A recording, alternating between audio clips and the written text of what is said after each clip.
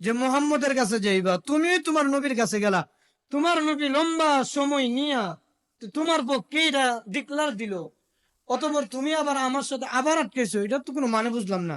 মুসলমান তো মিথ্যা কথা বলে না, কে বলে? ইহুদি কইতেছে। আরে ভাই, মুসলমান তো ধোঁকা দেয় না, মিথ্যা বলে না। তো বলতেছে বিশার আমি এটা মানি। আল্লাহ বলেন মানুষগুলো তখনই সফলতা অর্জন করবে দুনিয়ার মানুষগুলো, আমি আল্লাহ মানুষের উপর যে বিধানগুলো দিলাম, এই বিধানগুলো যখন বান্দা নির্দ্বিধায় মেনে নেয়, কি করে? বুঝে ধরক অথবা না ধরক, মেনে নেওয়া যে আমার রসুল বলছে এটা আমি করতে হবে, কষ্ট হইলেও। নবীজি যেই জায়গাতে বলছে এখানে আমার কোনো আর প্রশ্ন নাই, সোয়াল নাই, কোনো এখানে আমার আর কোনো কথা নাই, নির্দ্বিধায় মেনে নেওয়া। আল্লাহ রসুল বলছে তো হ্যাঁ আমি মেনে নিব, মেনে নিলাম, নিব না, মেনে নিলাম দিল থেকে। তাইলে এই উম্মত কি কামিয়াবি? এই উম্মত আল্লাহ এটা ব্যক্তিগত জীবন হোক, পারিবারিক জীবন হোক, সামাজিক জীবন হোক, রাষ্ট্রীয় পর্যায়ে রাষ্ট্রীয় কোনো কার্যক্রমের ক্ষেত্রে হোক, রসুলের বিধানের ক্ষেত্রে যদি মানুষ মাইনা নিতে পারে তাইলে সফল কাম। কিন্তু যদি রসুলের কথাটা মিলছে না, হের মানে বুঝমতি মিলছে না, তাইলে এখানে সমস্যা। তাইলে কি শুধু সমস্যা না, একবারে জান্নাত জাহান্নামের ফাইসালা এখানে ভিন্ন। রসুলের কথা মানতে গিয়ে কষ্ট, তে তর্ক ফলো জান্নাত নাই। একবারে নবীর পিছনেও নামাজ পড়লে তর্ক ফলো কি নাই? রসুলের জীবদ্দশায় এক ইহুদি একজন মুসলমানের সাথে ঝগড়া লাগছে। কি লাগছে? ঝগড়া করছে। মনে করেন একটা বোতল, এটা নিয়ে, একটা ফোন নিয়ে আর কি, একটা জিনিস নিয়ে ঝগড়া লাগছে। ইহুদি বলতেছে জিনিসটা আমার, মুসলমান বলতেছে না জিনিসটা এটা আমার। ইহুদি বলতেছে দেখো, তুমি বলতেছো তোমার, আমি বলতেছি আমার, তাহলে আমরা একটা ফাইসালার জন্য আমরা যে কোনো একজন সর্দার মাতাব্বরকে আমরা ধরতে পারি, যে মাতাব্বরে যাচাই বাছাই করে জ্ঞানী, বুদ্ধিমান, আকলমন্দ একজন ব্যক্তি, যার সুবিচার করার মতন মন মানসিকতা আছে, এমন একজন ব্যক্তির কাছে যদি যাই, উনি যে ফাইসালা দে আমিও মাইনা নিমু, তুমিও যদি মাইনা নেও। প্রস্তাব রাখছে ইহুদি। কে? মুসলমান চিন্তা করলো, আমি যেহেতু জিনিসটার দাবি আমি করতেছি, বিচারটা যদি আবু জাহেলের কাছে না গিয়া রসুলের কাছে যাতে, রসুল আমি যেহেতু মুসলমান, আমার পক্ষে রসুল কি করবে? রায় দিব।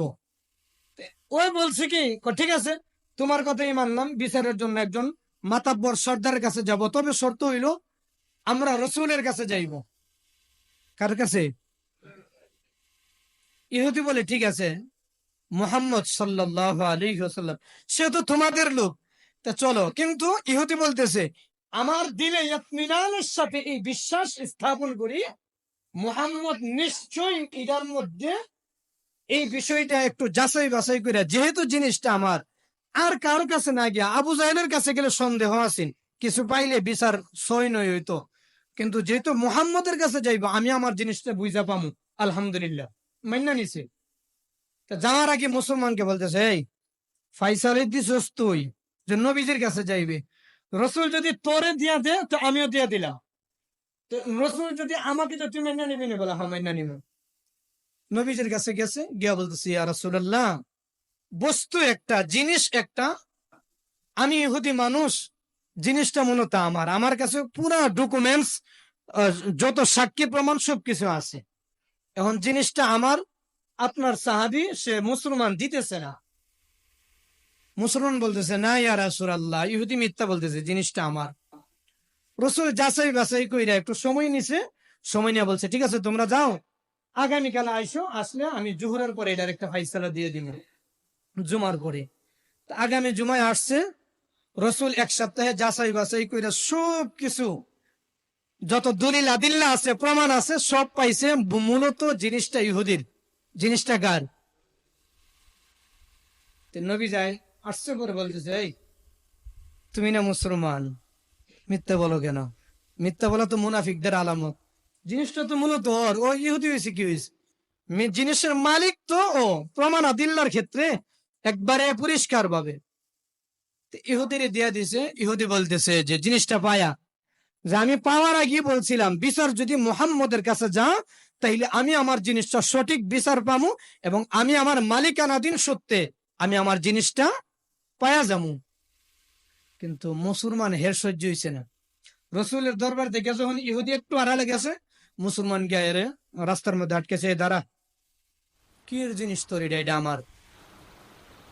দেখেন কত বড় নাফরমান, রসুল ফাইসালা দিয়ে দিছে।